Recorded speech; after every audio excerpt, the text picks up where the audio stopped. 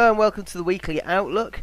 We're only a very quick one this week. We're only going to be looking at one currency pair, and it's going to be the pound US dollar on Tuesday. We've got CPI data coming out on Tuesday, and we're expecting it to be slightly weaker for the pound, and then later on in the day we've got CPI data coming out on the US, and we're expecting that to be slightly stronger.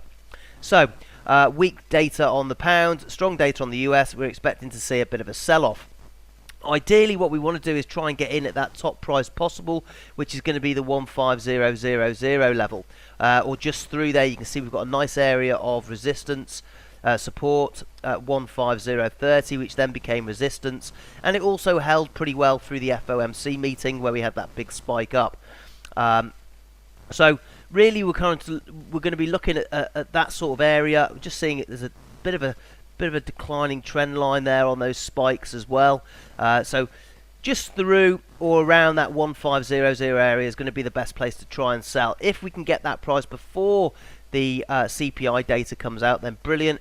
If not, we may have to wait and try and go in as it breaks back below the 149 area. Okay, it may start to sell off as soon as the market opens. So if that's the case, then we'd be better off waiting to go in around about 14889, something like that for a sell, and selling it off down to 146, to that previous low.